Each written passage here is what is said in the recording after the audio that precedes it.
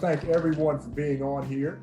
This is part of our new professional speaker series, and we have with us today John Orr from Carolina Retail Experts, and he's going to talk about the state of commercial real estate during the COVID-19 pandemic and its recovery. This is going to be a great talk. We've already gotten to a little bit of this kind of discussion before we were waiting to get this officially started, but this is hot on everybody's mind. Unfortunately, we are in an area of the country, in a state, in a city that is just really experiencing a comeback, and that is super fantastic. So let me go through your bio, John, for those of you in attendance, and as we get this out for this is live now, but later it'll be there for viewing later.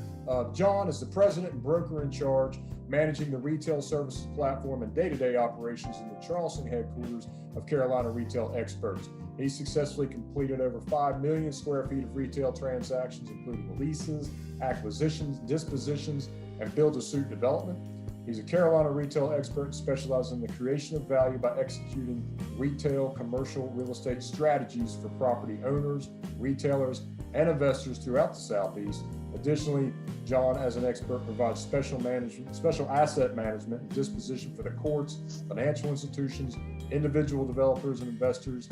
He is inspired by a true love of the work and a commitment to approach every client property as if it were their own. Carolina Retail Experts provides a return on investment that transcends numbers by translating concepts into communities. So I'm going to skip to the bottom real quick. You're also a CCIM designation holder for over 20 years, and we have a partnership with CCIM. It's very important to us. And John, I'll remind some of us, and maybe even yourself and me, you helped us get this started here at CCU. So we want to thank you. When we brought CCIM down from Chicago to look at our program and help us figure out how we could, officially partner with them, your name came up, and I just want to thank you. You've been a friend to us ever since then, and it's great to have you speaking with us today. So without further ado, take it away, John.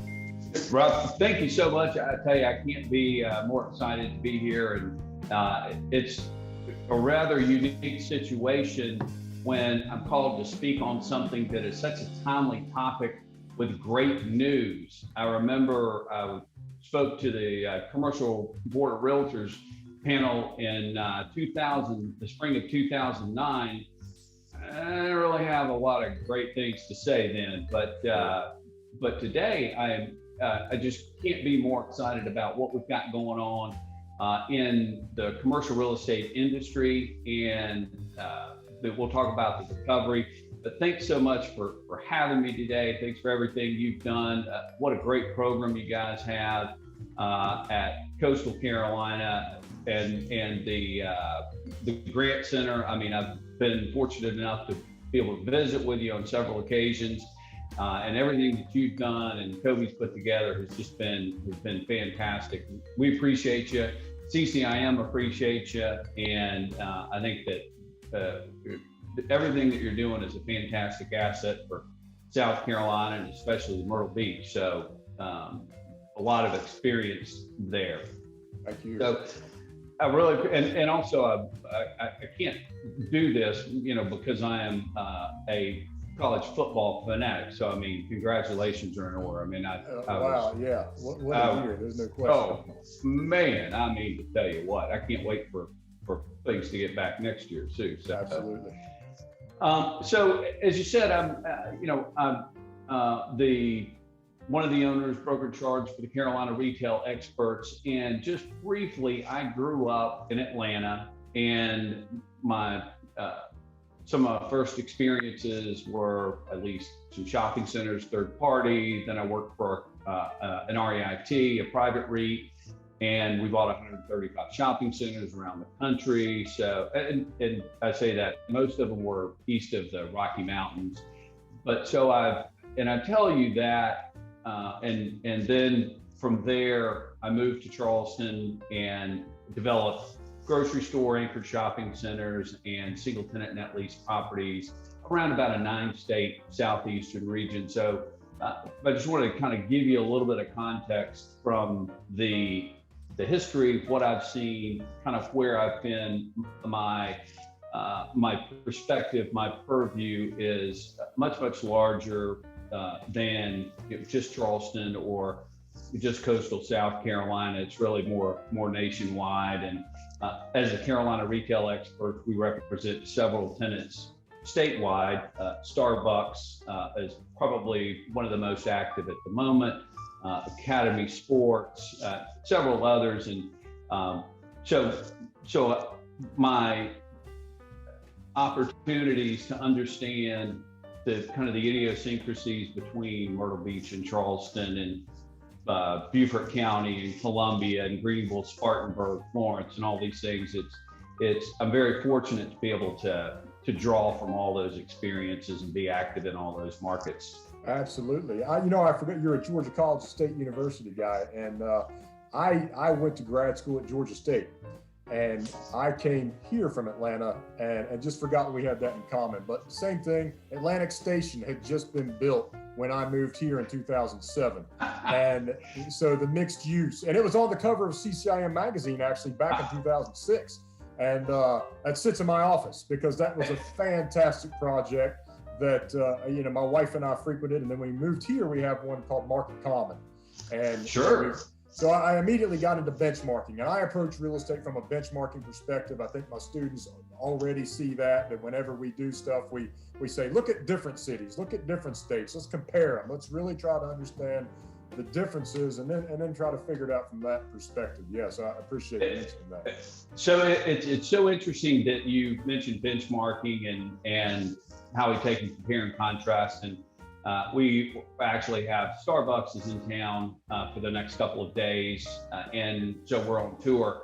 And it's interesting, some of the metrics that we use for potential new sites are derivatives of similar markets, trade areas, geospatial situations that we take and say, okay, this looks like that and that and that, and so we'll take those and combine them, and there's actually, as you know, there's a lot more science to it than that, but there's also a good degree of art, and sure. And there's no way to desktop real estate. I mean, you can learn a lot, but the best way to do it is to get out there and get it in amongst them. And you can walk down the street. We have another company we represent, Marcaco, which you may have eaten at in Charlotte or Atlanta, and they're in town tomorrow also. And one of the, there's the real estate criteria, and then there's the kind of the psychographic, and yeah. The retail is unique. I think this probably bears mentioning at the moment.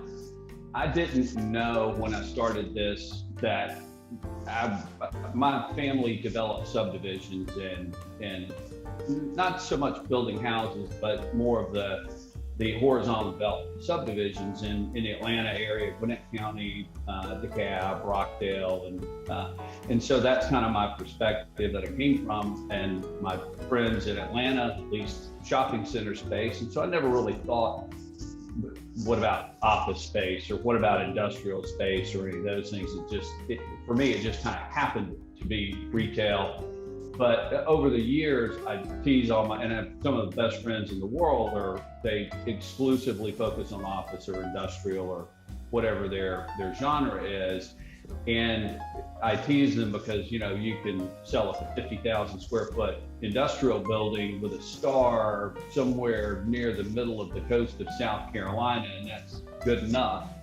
And, First Watch Restaurants, who we represent, the real estate package is 47 pages long and has 18 maps of different perspectives. So retail is definitely, and this is all driven by the consumer, the buyer, the shopper.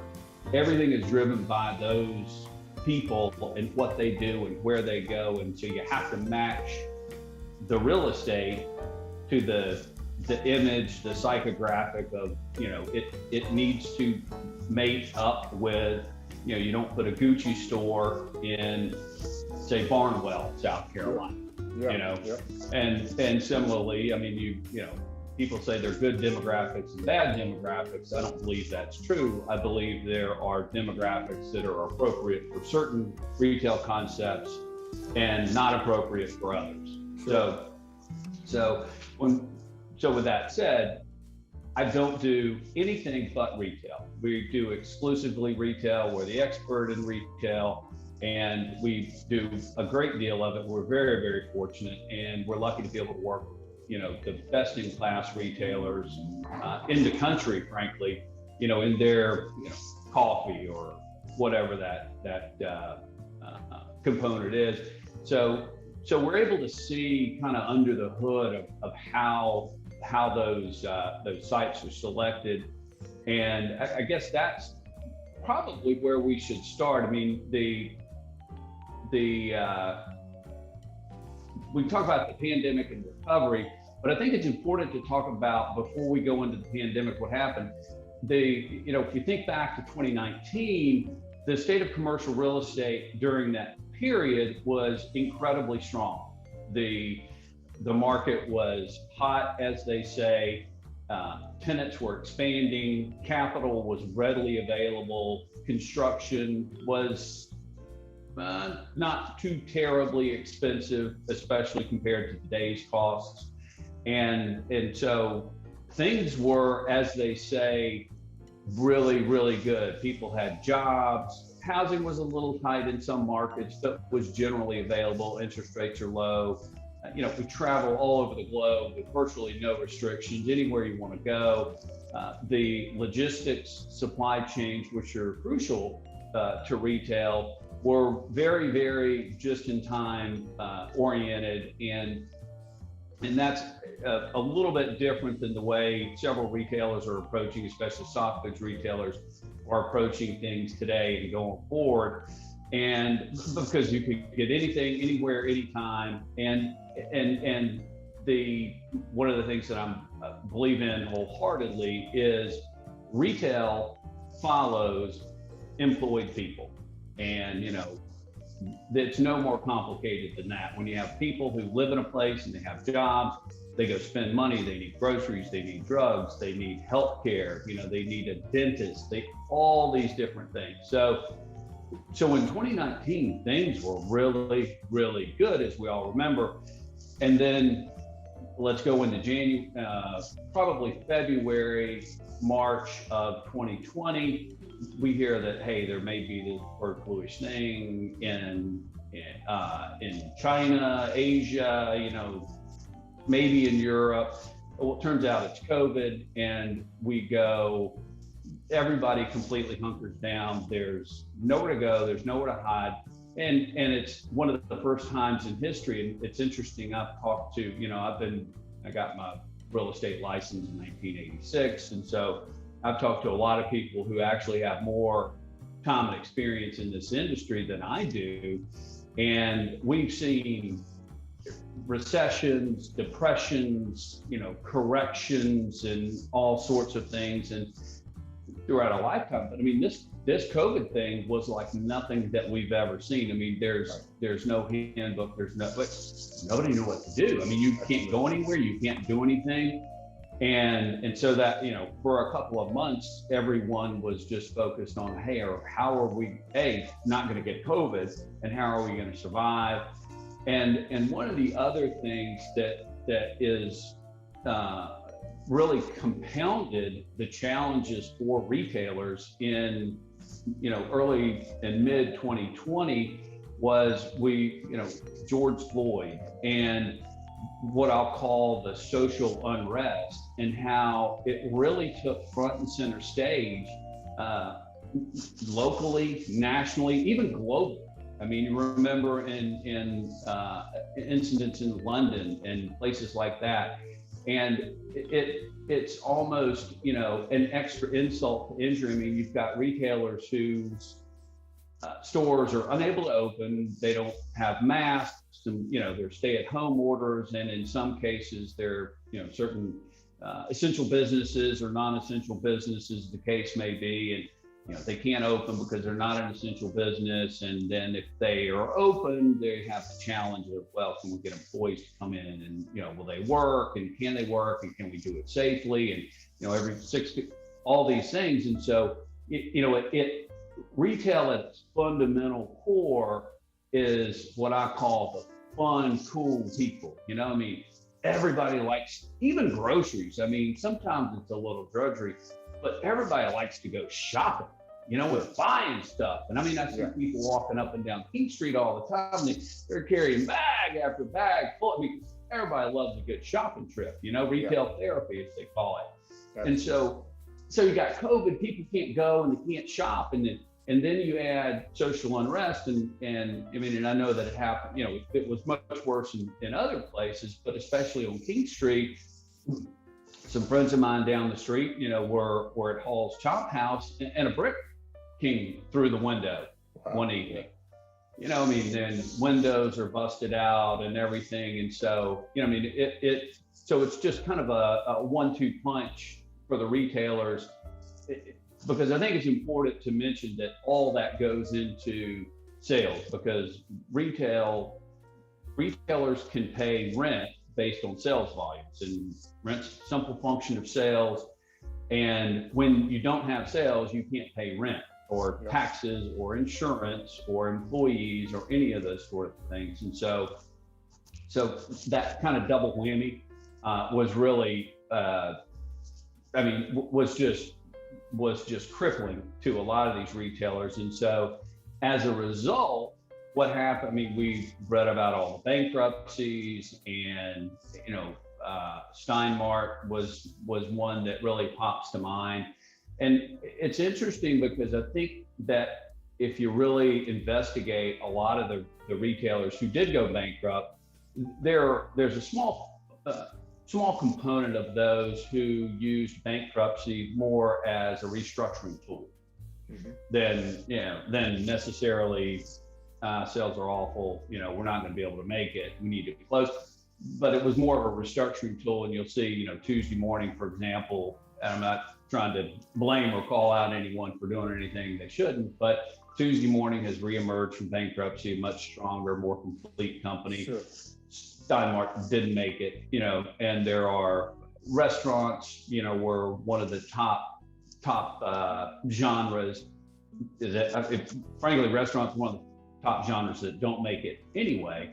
Right. But especially during COVID was one of the bigger challenges. And what I would really say about that is those stores, those retailers, those restaurants, the concepts that went into bankruptcy, didn't come out, were probably not going to make it through 2020, regardless of COVID or social unrest or any of these other things. They were poor operators. They did a poor job, and the customer today, we are so discriminating.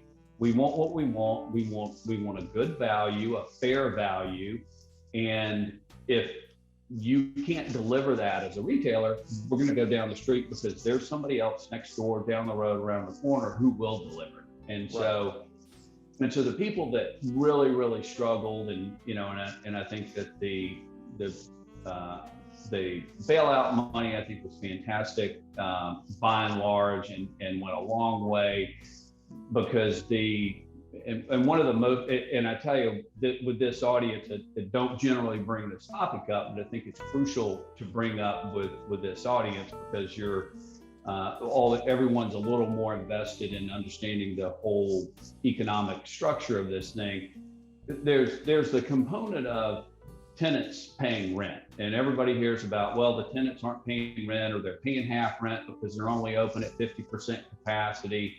And we talked about blend and extend, where we extend the term of the lease and blend a little bit of rent reduction into it for a period, for 3 months or 6 months to figure out what to do. And so very, very common, a lot, frankly, that was the vast majority of most everyone's effort, was to figure out, because it's not like a real estate crap, it's not 2009, it's not any of these bubbles. It is indiscriminate. It affects everything. Absolutely. Not a soul who's Yeah. who's not impacted in some manner.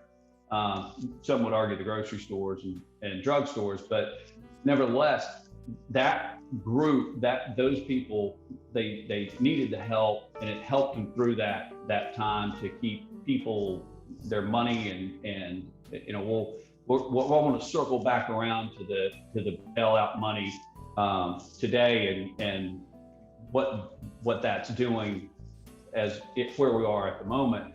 But that was fantastic, and there were really, what I categorized, there were three groups of retailers at that point.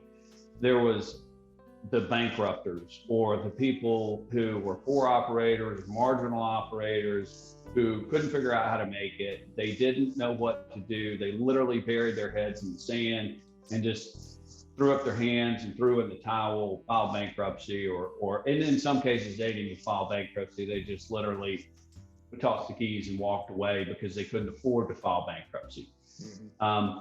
Then there's the what I call the most essential retailers. And so here popped to mind grocery, drugs, basic needs, things like that. And then later in the cycle, home improvement, because you know we went to a situation where work from home, or as I like to call it, live at work, became the dominant workstation. And so you're at your house literally 24/7, you renovate and those kind of things. But so those essential retailers did pretty well. I mean, sales were up and all this, that, and the other. Expenses were up also, which is not always brought to light. But then there was the third group, and the third group is really those are the people, the retailers, the restaurants, the business owners and operators who today are literally thriving. Their sales are up. Sometimes, I mean, I've talked to people who tell me that their sales are 20 to 30% ahead of 2019 right now. And what they did is, in every single instance, they pivoted. They took their business model and they said, okay, we can't do what we do during COVID. We need a different solution. And I mean, and you know, we'll say First Watch, the Daytime Cafe, did not have a to-go business. They retooled, remodeled, came up with a way to deliver, to take out, and because they had to sell food to people, and people needed food. You know, we saw restaurants. You know, I can't tell you how many times we've taken an end cap and turned it into a drive-through or added a patio, and it was worth more money with a drive-through or patio than it was before, because and it's almost cliche, but like Chick-fil-A, right? I mean, I think everybody saw Chick-fil-A become this completely other animal. And right? I mean, I for one was thinking, will they ever let people back in the dining room? I mean, they almost don't need to, right? Why do they need to? Right, yeah, I mean, you know, and you probably heard. I mean, there was a big movement on the internet to have Chick-fil-A vaccinate people. You know, right. I mean, yeah. Well, everybody goes there. They're obviously very quick and efficient. You know, they can get your chicken sandwiches in and out of there, give them the vaccine, and let them get it. So, but yeah, I mean, it was amazing. Their sales grew. Chipotle is another one that comes to mind. We're very fortunate. We did 3 Chipotle deals. We don't represent Chipotle, but we represent the landlord on 3 sites during the pandemic. And Chipotle is a very interesting case, because they never did drive-throughs, and they still don't do drive-throughs. But the whole delivery component was really not, you know, much of their business model. Now they have a pickup window, and there's a difference. Yeah, I mean, you don't order in line, you order online. They have an app. You go in, you order, you know, your burritos and queso and whatever you like. And they tell you it'll be ready, you know, at 6:29, and you literally pull through, and it's just like Little Caesars has a pickup window. You come in and you pick up your win. You don't have to get out of the car. It has turned into a. I mean, you probably saw their results come out earlier. I mean, it has been unbelievably well received by the public, and it has been a tremendous boom to sales. And they're growing that component of the concept just as fast as they can. We're working on another one right now. And so that is the pivot that I'm talking about. Sure. that the winners took during 2020, because otherwise, I mean, there's really two choices. You can either pivot and win, or you can just give up and lose. And there was really not a whole lot of middle ground there. Right. So, and one of the other things that I think is very unique during the pandemic or 2020 is that we've seen, and I've lived, I started this whole real estate recession thing, in the early 70s, when my dad, who was at least a 6-day-a-week guy, he was home on a Wednesday afternoon. He said, "Son, you want to go fishing?" And I don't know, 5 or 6 years old or whatever. And I'm like, "Sure, Pop. What are you doing home?" And he goes, "Well, we're in the midst of a real estate recession, so we paid everybody 3 months' salary, and we sent them home, and we locked up the office, and we're just, we're in a good spot. We're built out. We don't really have anything out there. We're just going to kind of sit it out and wait it out." And I was like, didn't understand then, but now I completely understand. And as we come through all these other cycles that I've lived and worked through, and the 90s and 09, it was interesting because there wasn't until 2009, there wasn't really what I would call institutional capital for opportunistic commercial real estate. And I think that commercial real estate is still one of the most fragmented capital sectors of the entire modern world. But it's interesting that in 09, I mean, you saw private equity funds and people like that who had capital and said, "Hey, we'll buy your shopping center for 30 cents on the dollar, 40 cents on the dollar," and a lot of people had really, frankly, no choice. Sure. Other than to sell it. And so there was, what we'll call vulture buying, or call it what you will, but nevertheless, I mean, there are people with money who want to buy your property, and here's the price they'll pay, and it's all market driven. But the most interesting thing that frankly baffles me still, and I mean, and maybe this is something you guys can figure out in class or in your program, is how there were so many investment dollars available and so few properties available to purchase. Right. I mean, right. Robert Shiller just today, I don't know if the Case and Shiller Index came out. Sure. I guess it was yesterday or today, and Phoenix was the #1 big city markets. It's the 20 largest markets in the U.S.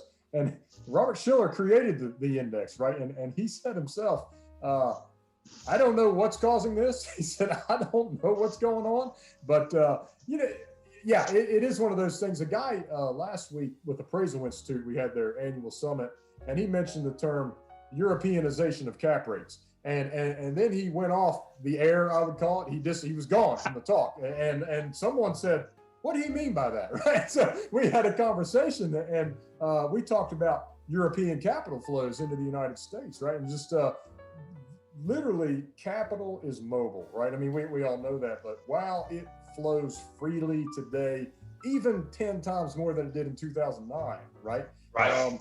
And I don't know how much that's a part of it, but, and then everything you're talking about, we're talking emotional buys. You said, retail is an emotional thing, right? Exactly. But even the investors coming in and scooping it up, I mean, I think they know that, right? They see that, just like housing. It's just people are, Robert Shiller said, having fun bidding on houses. Well, holy cow, I mean, if that's not emotion, right? That's just crazy, right? And so that's why I do commercial instead of residential. Just the emotional component. I mean, if the kitchen's yellow, they can't live in the house, and I can't mentally process that. But I mean, that's a great point. I mean, part of my theory on it is the bailout money helped the retailers pay the rent. But I think that the other part of that is that when the Fed loosened the rules on the lenders, where it's like, well, okay, 30 days, you don't have to. I mean, there are all sorts of banking regulations and rules where when you're in default and all these other things, because without the relief from the Fed, the banks and the big lenders couldn't provide the relief to the landlords, and literally, and without relief from the, I'll call it the government, the landlords couldn't provide that same relief to the retailers and to the tenants, and so the bailout money helped to a degree. But I mean, you talk about some of these stores are paying, $250,000 a month in rent. I mean, there's some big checks being written out there, and so I think that it was a very responsible thing that they did, and that's kind of the backbone. And a lot of most of the public don't quite understand that. But when you start talking about those Fed requirements and the banks and the regulation, I mean, and there is a lot of regulation to be a lender. That's what really helped. And I can't tell you how many conversations I had with banks. I'm like, hey, look, you got any loans coming up? I mean, what are you going to do? And they're like, well, the Fed's kind of letting us skate on this thing, and we've had a relationship with these people. They've been good, debtors, or they paid their bills. They're going through a tough time. Nobody knows what to do. We're going to kind of stick it out with them. We're not going to foreclose. We're going to, try to forgive a little debt, and blend and extend the loan, and they'll blend and extend the tenant leases.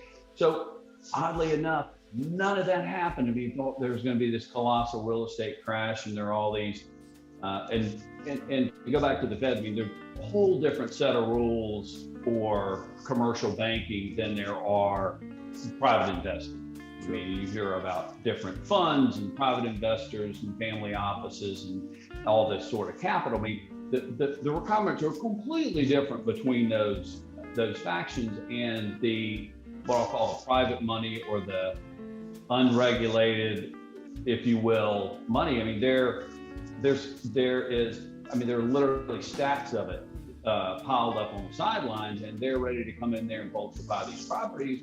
But there's no property available because the Fed's taken this action, and so I think that could have been one of the most catastrophic things to happen to commercial real estate in the history of the world. Right. But they staved it off, and so I certainly applaud that. So I think that was one component of it. But as this whole thing kind of evolved, it seemed like the summer and into the fall, I mean, when you compound the tightened restrictions, COVID, 50% occupancy, 25% occupancy, masks, and then the whole social unrest, and then you pile on top of that a presidential election year, and just all the vitriol and debate, friends, and they all of a sudden hate each other, and they think they're bad people because they saw something on Facebook. There's just so much angst and crazy built up. And so it really kind of came to a head, and then thankfully we had the election in November, and we had a vaccine, that tested to be viable, and it really felt like the lead time for a local tenant to relocate a store, to open a store, is, let's call it 3 to 6 months. From start to finish, they have a store, they want to move down the street, it takes a month or two to build it out, a month or two to sign a lease, and they're on their way.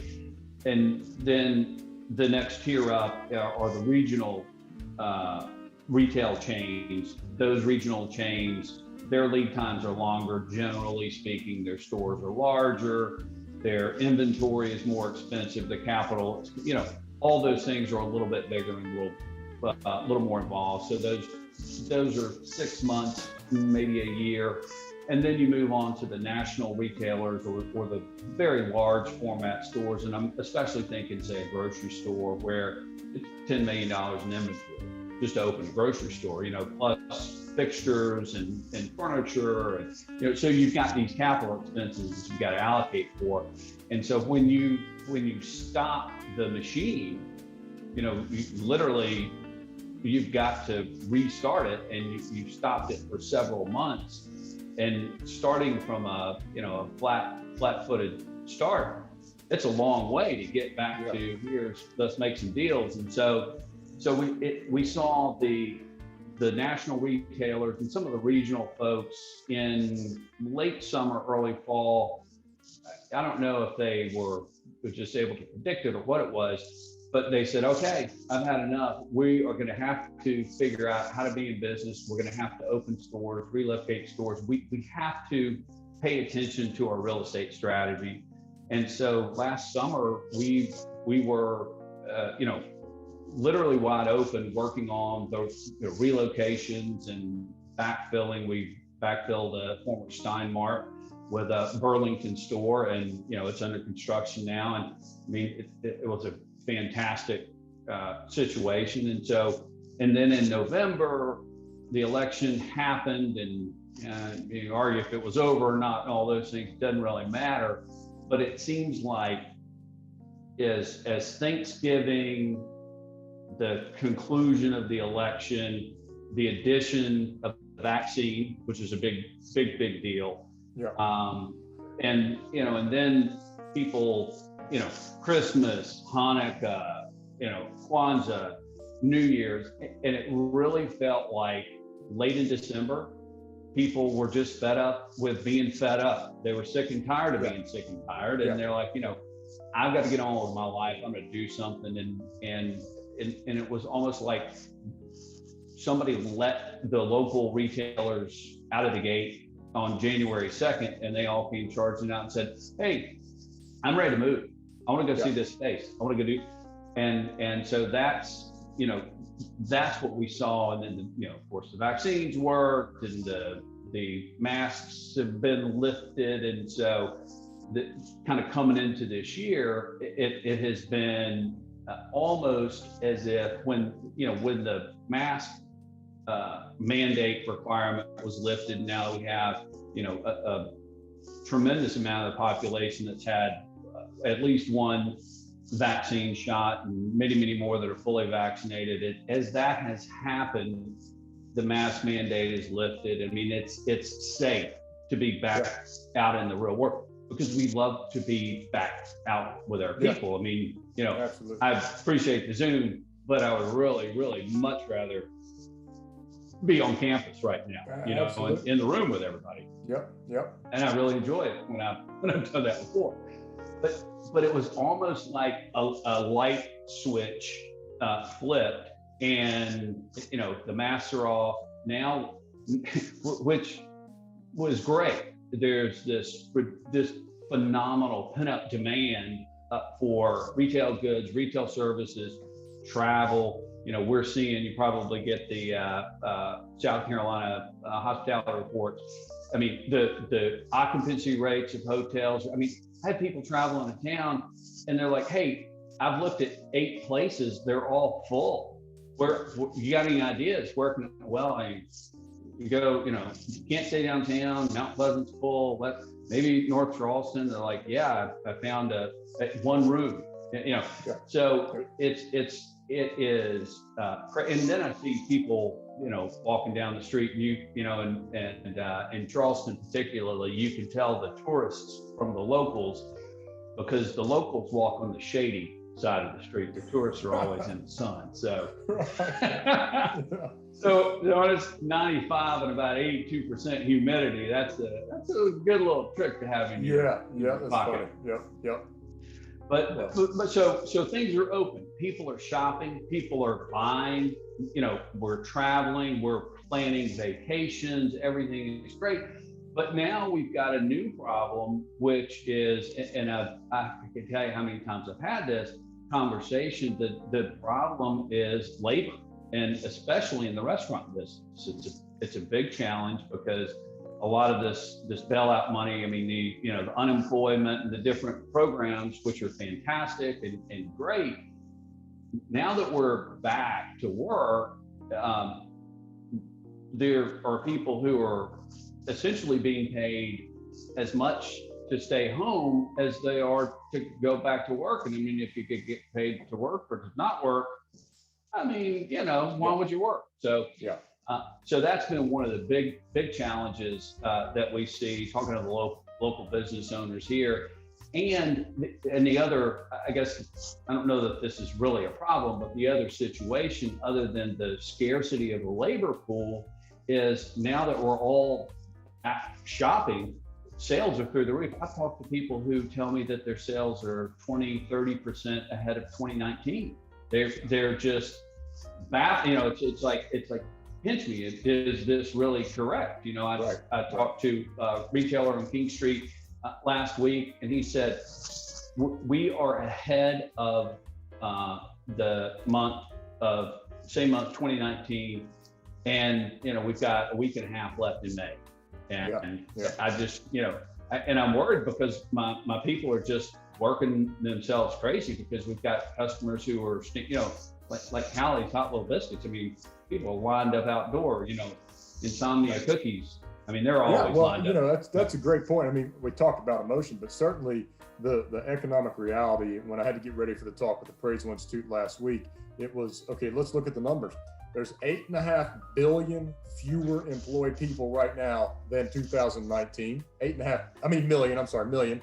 There's $5 trillion more money in the economy, right? So that's simply, there is a heck of a lot more demand and a heck of a lot less supply, right? Right. And it is crazy. There's no question about it. Yep.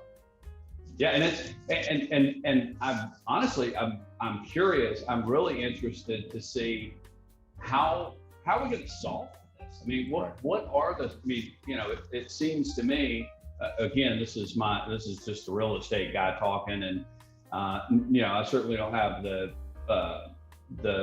pleasure of the national macroeconomics, but it seems like to me that you kind of shut down this unemployment and some of these things, and I know that's hard to do because there are people that need it and all that, but otherwise, how do we get them back to work? I mean, and there's capital that is unbelievably available. There are projects, especially downtown Charleston, that are really, really expensive, and and when I say really expensive, $75, $100, $150 million development projects that they took maybe a time out, if you will. They went in the corner, for a little while during 2020, and then they realized, hey, it's not going to go away. Space, I mentioned on King Street, literally at an all-time high in the summer of 2020. I mean, there's more available space summer of 2020 than literally any time, in the last 15, 20 years. And you talk to the owners, and many of them bought these properties. They underwrote the property at, let's call it $70 a foot rent. And they borrowed money based on that $70 rent, and that's how they underwrote it. And so they've got debt service coverage ratios where if they lease it for $40, they got to write a big check to the bank because they no longer meet their debt service coverage ratios. And so many of them said, well, we're just going to ride it out. And that has certainly proven to be very prudent. And I've talked to a lot of them who are like, look, it's Charleston. They're going to be back.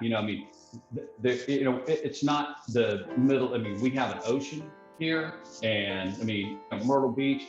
I was in Litchfield over Easter weekend, and we tried for 2 days to go to Top Golf. We finally got in on Friday night at 10:30, and I mean, it was just unbelievable. I mean, even back in Easter, Myrtle Beach. I mean, I think you guys kind of got over COVID in like February. Honestly, I mean, it's interesting, and that's a real part of it, though. I mean, those of us who did have either the necessity or the fortune, the leisure time, whatever it might be, to travel around. I mean, like I said, my daughter moved to Arizona. I mean, that means we were driving all the way across country to move her there. Then we flew back and forth, right?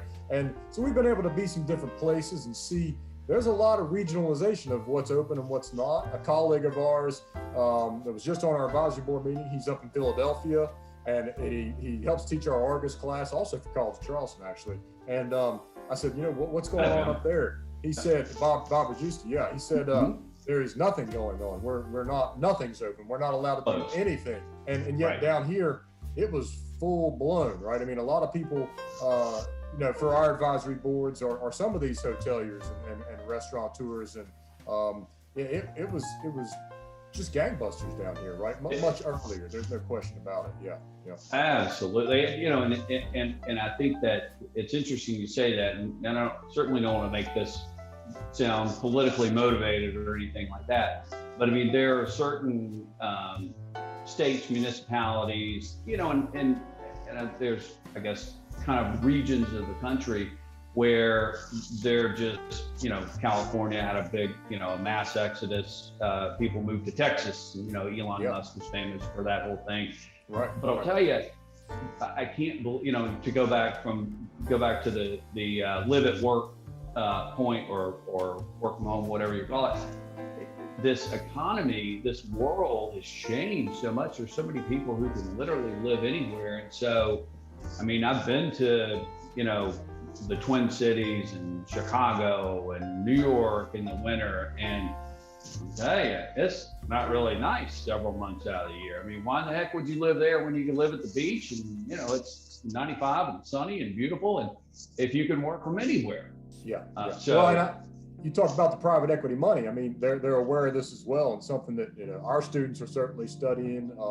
But this whole urban to suburban migration, right? That was happening before the pandemic, but it's happening for a whole different reason now, right? And so millions of people leaving New York City, right? Millions. I mean, that's a big number. And when they're coming to the South, you know, investors can see that and say, okay, we're gonna make our play there, right? And that's spread out. Absolutely. I mean, space became a different type of term, and it's had a big impact, no question.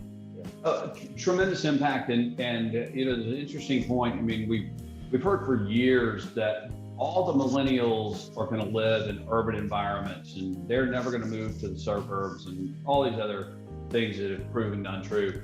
It's amazing to me. We talk about the vacancy on King Street, but one point that I really want to impress and bring up is that pretty much during the entirety of 2020, the Summerville, South Carolina is really kind of the pinnacle of this. It's virtually completely occupied, statistically full in the Summerville submarket. There's literally no space, and people are moving just as fast. I talked to a couple of friends with national builders, and I asked them, you know, Ben, what is your biggest challenge right now in the residential market? He goes, John, if we could deliver a house in about 3 weeks, we'd be doing something, because we can't build them this fast. I mean, we've got people offering $50,000 over our normal pricing to buy the model home, just because they need somewhere to live.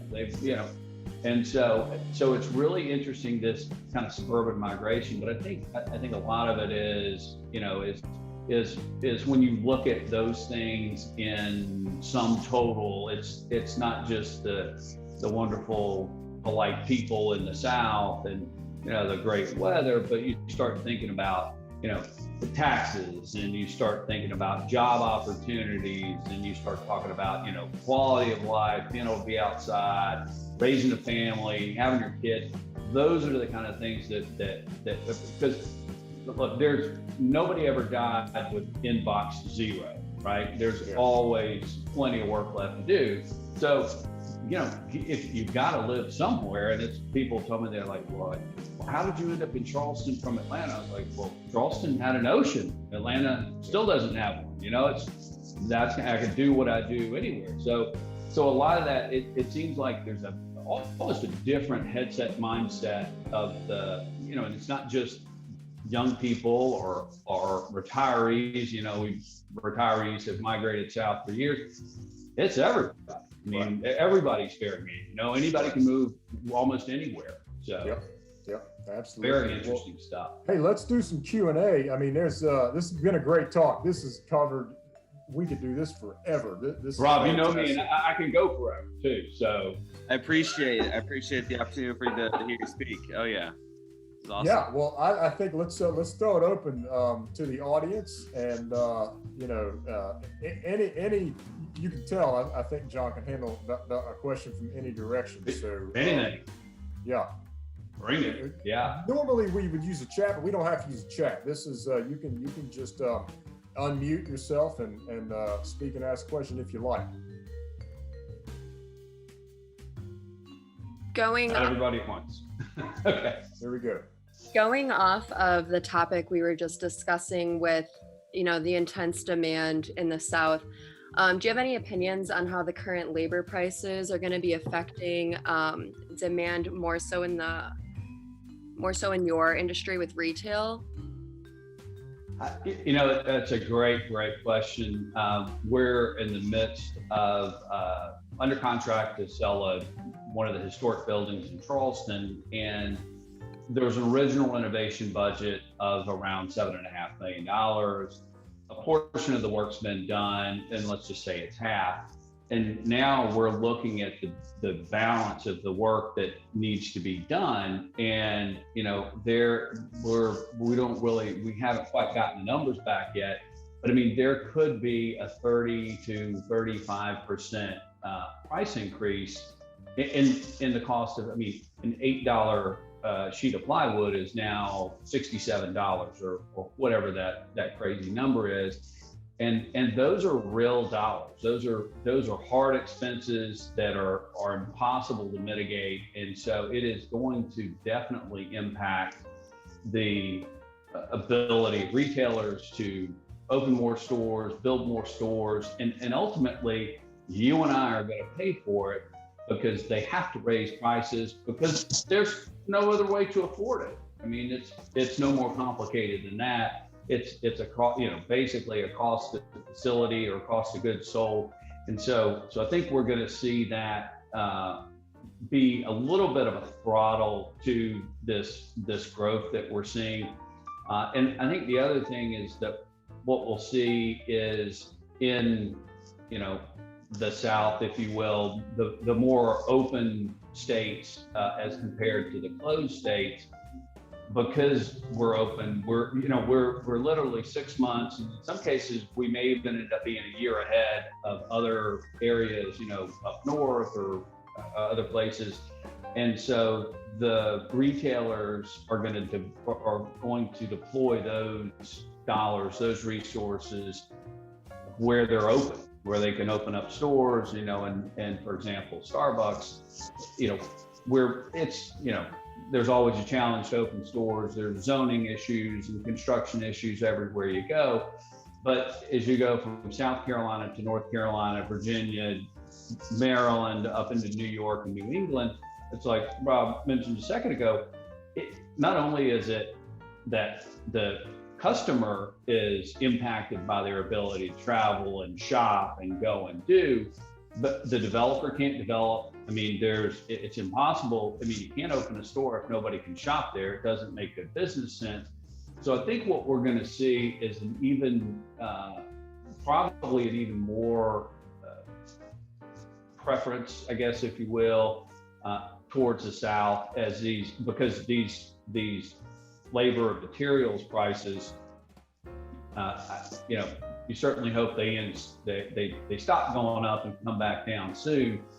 But these shortages, and one of the things is the supply chain logistics, the just-in-time inventory and all that. I mean, a lot of retailers are changing their thought pattern and their plans on this just-in-time inventory because they're finding they don't have any inventory. They need more warehouse space. I mean, look at Amazon and all the industrial space that they have commandeered over the last few years.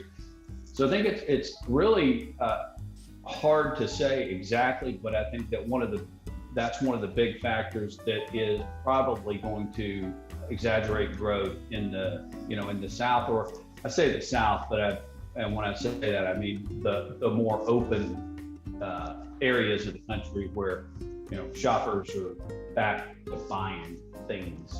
Sure. And the dollars are flowing to that because that's where the action is. International. Yeah, dollars are flowing international.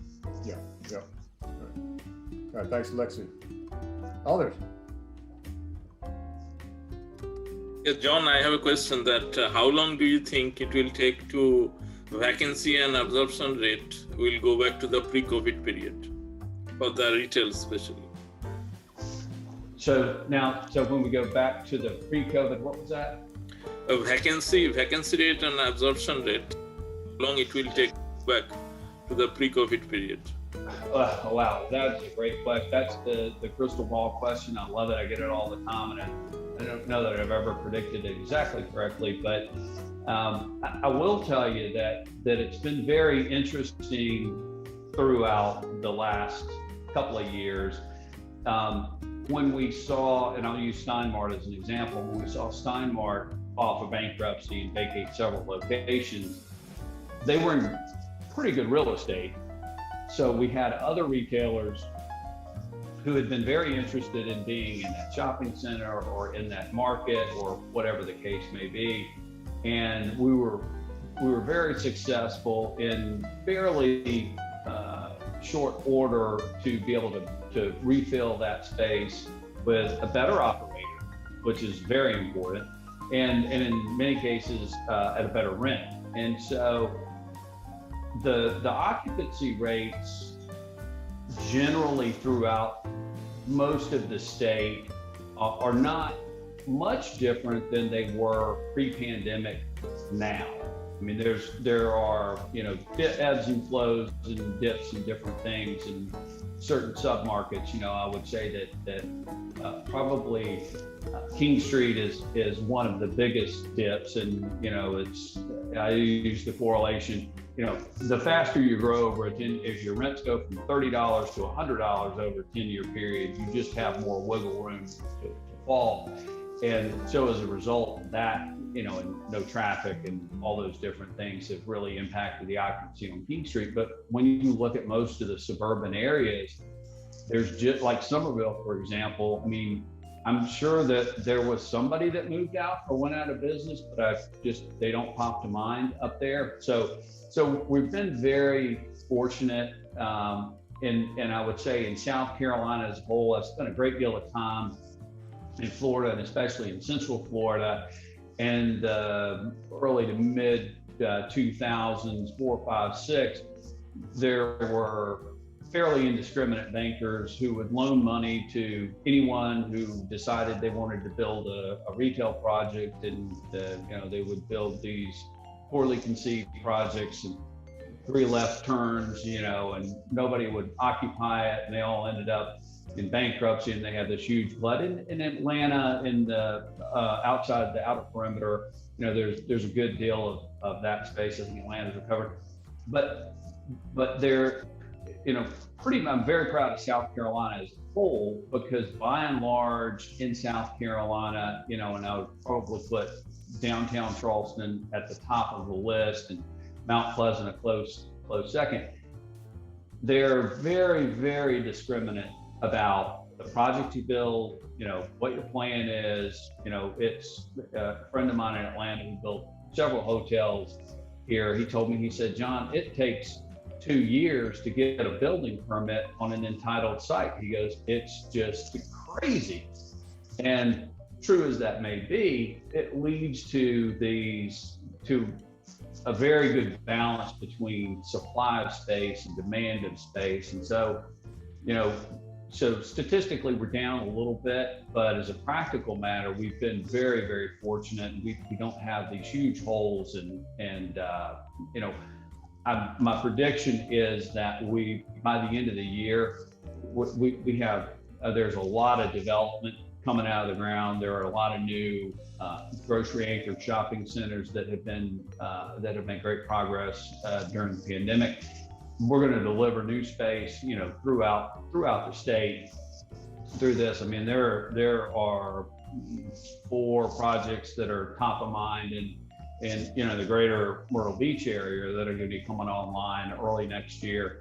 So we're going to see a lot more space supplied, and so I don't think that we're going to have much. And I think maybe the other component of your question is those occupancy rates are pretty stable and significant. I mean, there's a couple of schools of thought on that where we don't want to be 100% occupied. We want to have one vacant space, and we want to price it, well above what may be fair market, and see if we can get it. Fine. If we can't, that's fine too. But we're seeing, that there are tenants. We've got people in town tomorrow. I mentioned we've been working on South Carolina for 3 years, and they called last week and said, okay, we're finally ready. We're ready to come south and, get out of.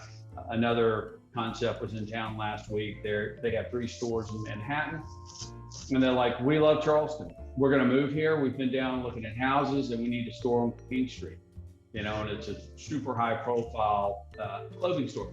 So it's kind of part and parcel of that. So I think that we're going to see, for retail particularly, I mean, office I think is a different animal, but for retail, I think we're going to see pretty consistent occupancy rates, and then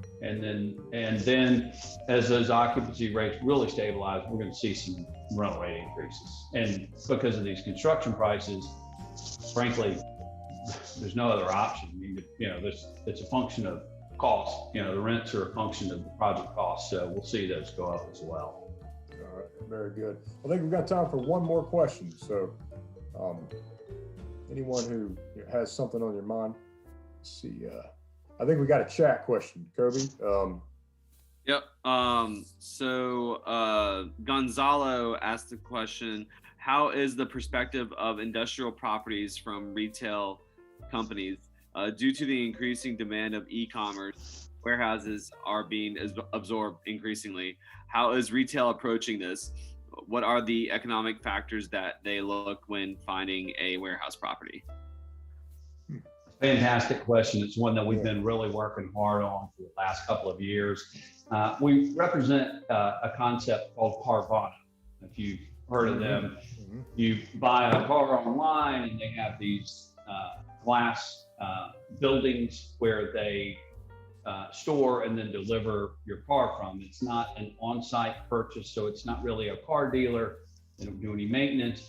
It is a fundamental, it is a perfect case use for last mile delivery, right? I mean, it's even better than, because it's a bigger component, it's better than Amazon opening 1,500 square feet in a shopping center to be able to predict that you're going to buy this shirt. They're going to have it there in the store. You buy it and they say, oh, magically here it is. So we've been really working hard on how do we look at retail? How do we look at industrial? What's the blend? How do we do that going forward? And it's interesting because we've, over the course of history, we have retail shopping centers that are 20 years old, 25 years old. The trade area, the demographics have changed. Those are big empty boxes, and they actually work incredibly well for an industrial operation, be it last mile delivery or some kind of break bulk warehouse. I mean, there's some physical constraints for some of them that are really a challenge to work, like to clear the ceiling heights inside. But when you think about retail and you compare that to industrial, retail, each location, with a few exceptions, you're able to afford rent based as a function of sales. The more widgets you sell, the higher rent you can pay in this location. If this location sells twice as many widgets as that location, you could theoretically pay twice as much rent. The difference with industrial is the challenge there is it's hard to say this is the sales volume, this is what I can afford to pay in rent. And so a lot of the industrial companies and retailers who are moving into that e-commerce and that warehouse space, they're really struggling with figuring out how the best way to approach that is. I don't know that anyone Amazon has literally a blank check. And so it's interesting. Talk about a company that pivots. I mean, they go out and they open a new chain of grocery stores. If they don't like the way they work, they close them down in 5 years, try something else. So, but then again, I guess all of us are on a first name basis with our Amazon delivery people these days. But that is one of the interesting things with retail as it relates to industrial space. The other thing that's really interesting in South Carolina, particularly with the Port of Charleston and the two inland ports in Darlington and Greer, is the volume of shipping containers that come in and the distribution to that last mile. I mean, the industrial space in Charleston is incredibly well leased. I mean, they're under construction, they're building industrial buildings. I see them going up all the time, and they're being absorbed. I think one of the big components of that absorption is the refrigerated warehouse. And so that e-commerce, that last mile delivery, we're seeing more and more people choose to warehouse. Furniture stores are a fantastic example of this, where they will showroom in, say, 4,000 feet, and they'll have 4 locations around the market, and then they'll have one warehouse that's 50 or 75,000 square feet where they have your product. And you don't get to take, Restoration Hardware does this incredibly well. You go online, you shop, or you go to their stores in Atlanta or New York, and you say, this is what I want. And they're like, okay, if you can't have that one, we'll deliver you a brand new one tomorrow to your house. And so we're seeing the lines blurred between retail, industrial, e-commerce, last mile, all those things.